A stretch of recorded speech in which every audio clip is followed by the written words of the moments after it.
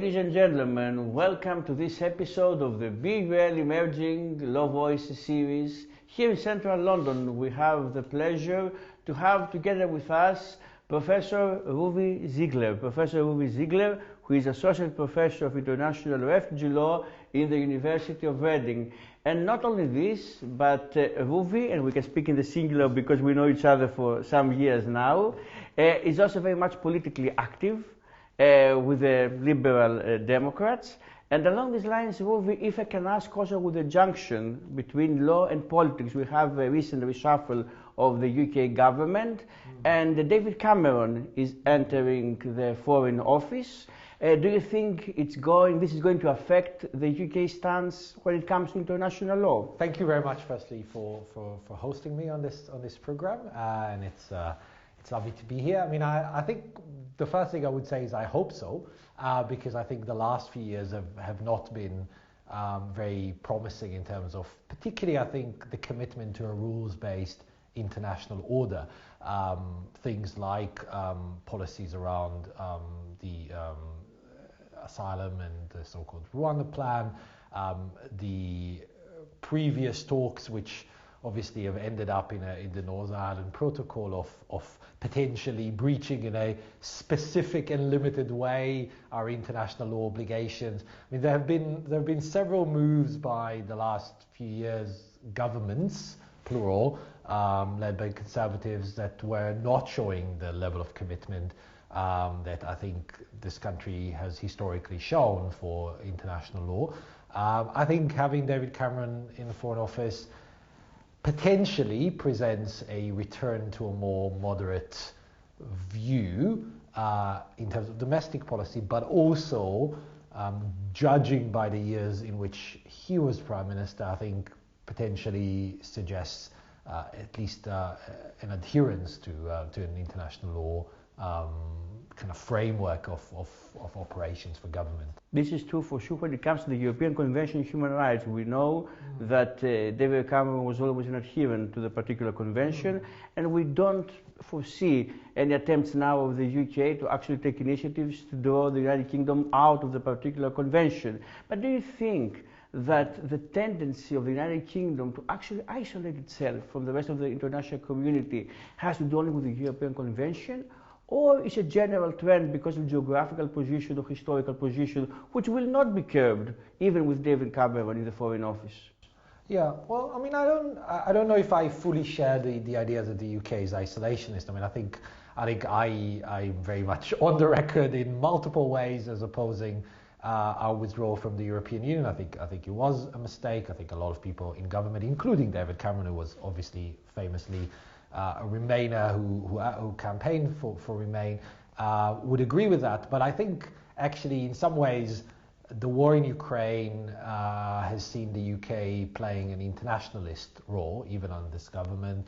I think an attempt to sign agreements with trade agreements and others with other countries, again partly prompted by the needs driven by Brexit, but nevertheless demonstrate a degree of involvement. I think hosting the AI conference in London last week demonstrates involvement. So I'm not sure there's an isolationist perspective. What I do think is a recurring theme in British politics, primarily from the Conservative Party, but not only, is an attempt to be part of an international system, but attempt to always be leading it rather than being a collaborative actor alongside others where one has to compromise. I think that was largely at the heart of the continuous dissatisfaction with our membership of the EU. It was the idea that you're in a club amongst equals and you usually get your way, but not always, and that's part of the deal.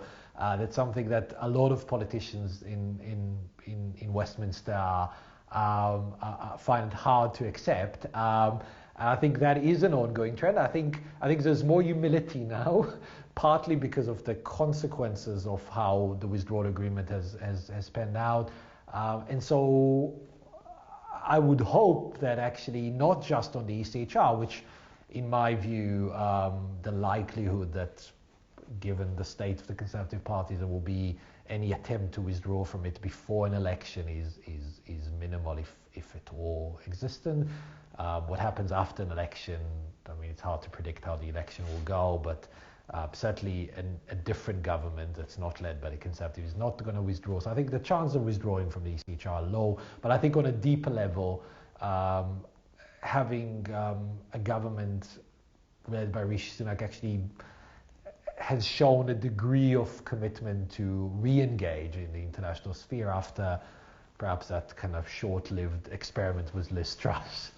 And Ruvi, indeed, we have now David Cameron returned to the Foreign Office, and you have been vocal as an academic and also as a civil activist in the UK remaining in the European Union. Do you think that the Brexit issue is going to return maybe high in the political agenda? Because it seems it has been drifted a bit, it has fallen a bit the last few months from the priority it had in the various debates. Do you think we are going to see now any cause again for UK to return to the Union, or it's for the latest generation, for the future generations to undertake this call? Yeah, well, it's an interesting question. I think politically, so a party like the party I'm a member of, the Liberal Democrats, have this set out as a long-term objective. So it's not necessarily an objective for next year or even the next parliament, but it is the trajectory is towards membership or rejoin, and taking step towards that, including rejoining programs that we've left, and we have seen Horizon being a program that the UK has rejoined after having left. One should hope Erasmus will follow swiftly, but I would say there are steps towards convergence on areas where the UK potentially could diverge in trade and other matters. The reality is the UK hasn't really, even though it has the capacity to do it. And so it's left itself in a good state or in a good stead to, if it wanted to, rejoin without it having too great an impact on the structure of the economy and the structure of society. And no one is a prophet after the destruction of the temple, but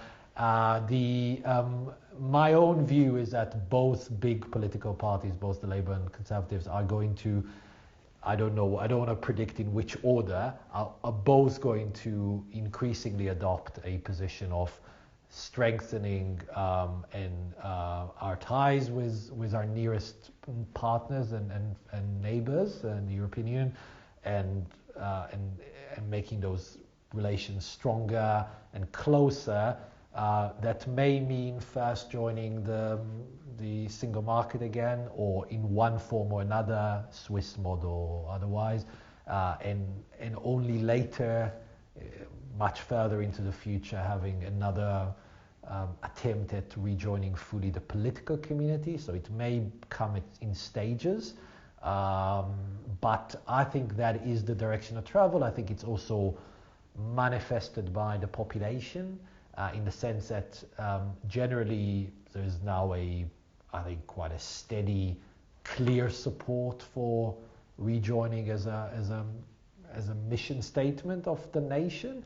Also very clearly younger people in the referendum voted to remain, and that hasn't changed even as they become 18 to 24-year-olds who are now 7 years down the line are still pro-remain. And so I think everything points in that direction, and the main question will be the price. Obviously, the UK had a very, very good deal as a member. It had opt-outs of Schengen and had opt-outs of the common currency. It was only partly a member of the various structures of the common European asylum system. It didn't have to bail out failing economies when the crisis happened in 2010. It was a very good deal, which is part of the reason why I thought it was not very smart, to put it mildly, to leave. Whether it can get all of these kind of carve-outs if it were to rejoin, I think is difficult to guess. Ultimately, it's it's like in a market economy. It will depend on cost-benefit analysis. Exactly. I would like to take you to the field that you specialize into, meaning refugee law, and making the junction now between our political discussion so far A quick comment, do you think that maybe the reshuffle will affect the stance of the current government regarding the refugee boats, or we are supposed to see the same policy? We have also internal legislation that is discussed in Parliament. What is your estimation on this issue? Yeah, look, I think on that, I think this government has been singularly terrible. I mean, for several years, I think there's been one bad bill followed by an even worse bill, followed by now the Illegal Migration Act, which is a brilliantly kind of phrased title for this Illegal Migration Act from an international law perspective. I think these bills were driven by segments within the government, so I don't actually believe this is a priority or even an agenda for large other parts of the Conservative Party, and so it's a question of shifting focus. I don't see the Conservative Party repealing those acts, so I think that may only happen if there were to be a different government, and I say may because there is no commitment at the moment from Labour to repeal. I take this may, because I think also the British initiatives are going to be embedded in the whole international scene. And we see all over the world initiatives by European countries to externalize the asylum cases. There is a whole, in your field, refugee law, the externalization of asylum law, and also in the BUL School of Law, we have specialists like Dr. Mionik Santopoulou, Dr. Piero Sulo, Dr. Mona Yeri, who actually research about these issues. And recently, we had also an agreement between Italy and Albania. So my question is a twofold question. First of all, whether you think that the British measures fall in the wider climate of hostility up to a point, especially against refugee boats, and a brief comment about the agreement between Italy and Albania. Okay, so the short answer to the first question is absolutely. I mean, in a way, bad practice travels globally, and what the UK is doing with the Illegal Migration Act partly follows the so-called Australian model from the early 2000s. It is now partly being followed or attempted at being followed at by European countries. The UK-Rwanda deal specifically was partly inspired by an attempt that didn't succeed by the Israeli government to reach an agreement with Rwanda to send their asylum seekers who've reached Israel from Sudan and Eritrea. And so there's certainly a degree to which countries in the so-called global north, so countries which are actually on the lower end of asylum receiving, they're not the big host countries of refugees globally, because about 75% of refugees are hosted in the global south, even more than that, 75% in neighboring countries, and nearly 83% are in countries that are global south countries. So the idea that you try to shirk your responsibilities towards an equitable responsibility sharing or burden sharing of asylum across the world, that is something that the UK is part of. It's not the only culprit. I don't know even if it's necessarily the worst, but it's certainly policy-wise now one of the worst. And yes, I mean, the EU as a whole is attempting at externalization agreements that are focused on trying to prevent people from getting to Europe in the first place. So with countries in North Africa, historically the agreement, or not agreement, the statement that was made between the EU and Turkey in 2016. And as you say, the case of Italy, and this takes me to your second part of your question, is an interesting, unusual case because it's a case of a single EU country kind of almost going it alone and wanting to have a process by which its own processing of asylum applications, right? It can't actually transfer the responsibility for hosting those asylum seekers later on to Albania, but it's trying to move the processing to Albania, which is of course a non-EU country. It's a candidate member state, but it's not a member state. It's bound by the ECHR, but it's not bound by the EU asylum directive and the like. And that is worrying, right? That agreement is worrying because to move the processing of asylum applications of people who have arrived in an EU member state to a non-EU member state poses potential problems and challenges for whether those can be properly supervised or whether they're done according to EU standards. I mean, Italy, I believe, says that it will retain some sort of a responsibility for how those are done in Albania, but that seems like a very difficult prospect to imagine. And maybe weakness also from the EU part, from actually to be able to adhere to its standards and to have now to lower the standards in order to address the plight of these people.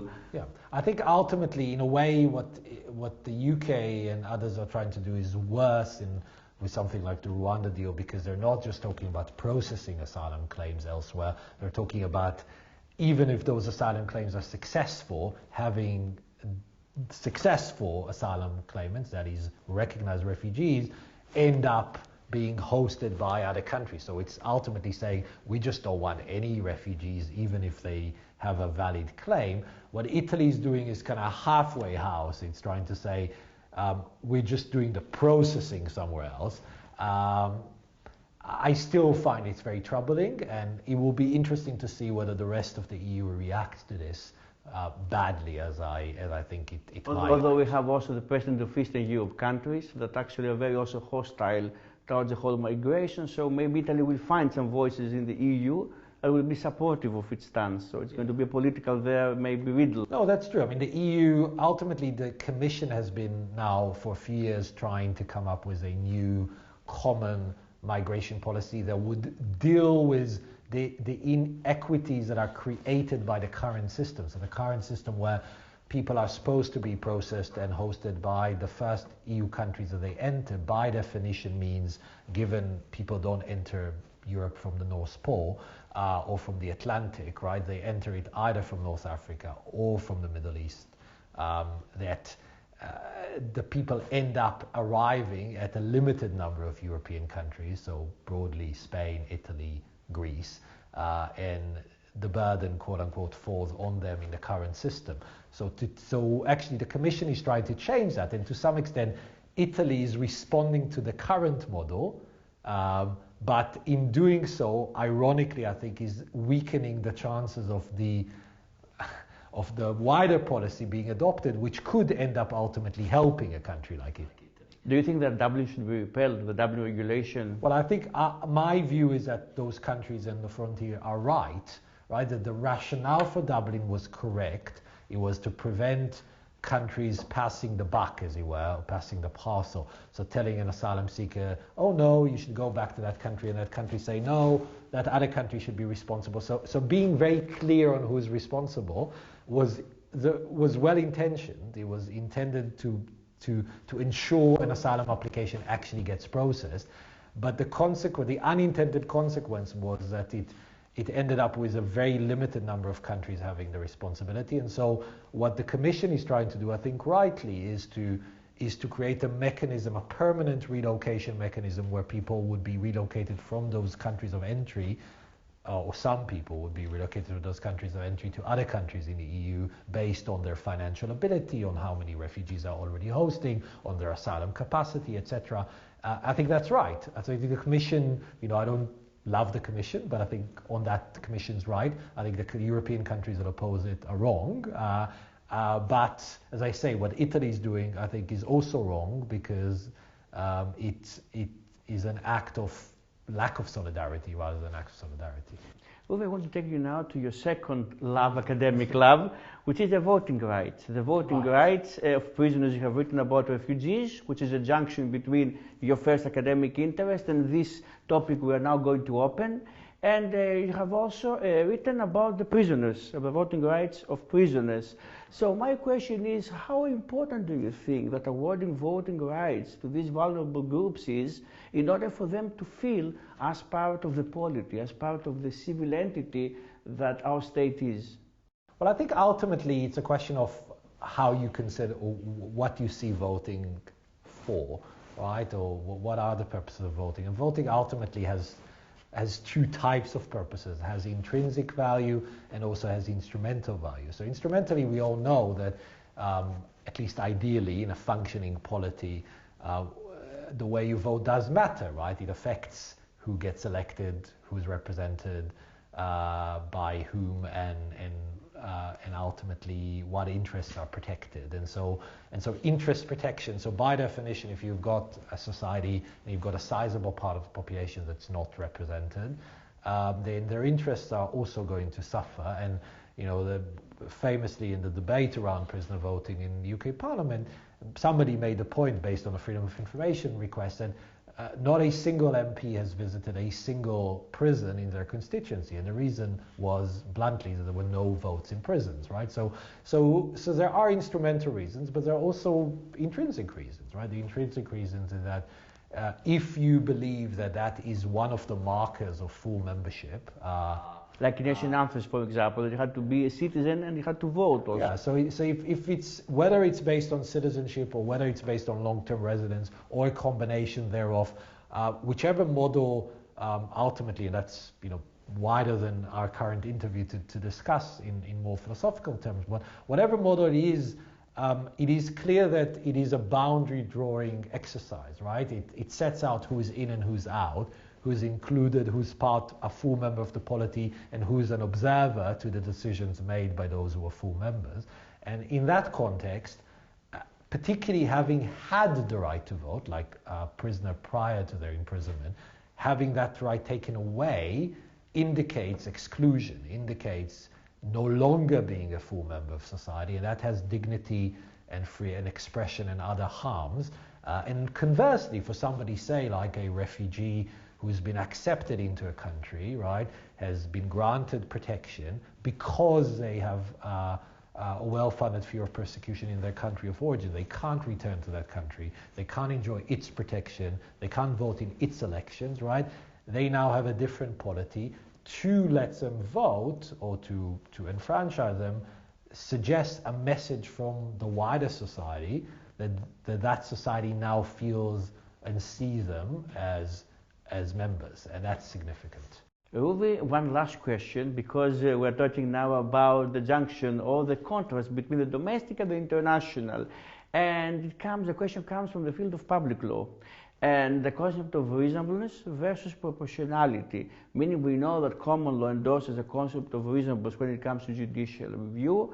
And by the way, also Israel, which also has common law grounds, recently had a whole debate whether actually to go away with the issue of reasonableness in judicial review. But also in UK law, we know that due to the impact of the European Court of Human Rights, we have the proportionality, the German-born proportionality principle coming in the discussion. Any comment on this? Meaning, how do you see this influence of the German influence of the proportionality principle on English law? Right. So yeah, I think ultimately you can say German concepts of proportionality have affected the way proportionality has been incorporated into the kind of corpus of EU adjudication, and to some extent the ECHR. Initially, there were different influences, but ultimately for the UK, having been a member of the EU for nearly 50 years, and having been a member of the European Convention of Human Rights subject to its jurisdiction, in those two distinct areas, proportionality has played a serious and significant part for the last few decades in the UK. There has been an attempt to prevent it, or I should say perhaps less strongly, there hasn't been as much of a willingness to let it be sufficiently pervasive. Is something positive or negative? Your comment on this? What do you think? Pervasive into general English public law. I think proportionality standard is a good kind of methodology to assess decisions of public authorities and to determine on that basis their legality. And so I don't think proportionality is inherently one that politicizes the judiciary, which is often the claim. And I think it allows, when it's internalized by the decision makers, so by the executive as well, it also allows for a more streamlined, more structured decision making. So prior to even getting to the court, I think knowing that a decision will be assessed based on proportionality by the court facilitates the decision making being done on that basis, and that leads to good governance. So my own view is that even though we've left the EU, it was a good influence in that area of law, and it should generally be applied in public law more generally. Ruvi, thank you very much for this interview. Ladies and gentlemen, it was Ruvi Ziegler together with us today in this episode of the BUL Emerging Law Voices. I'm Dr. Solon Solomon, and I look forward to seeing you in the next episode of the BUL Emerging Law Voices series.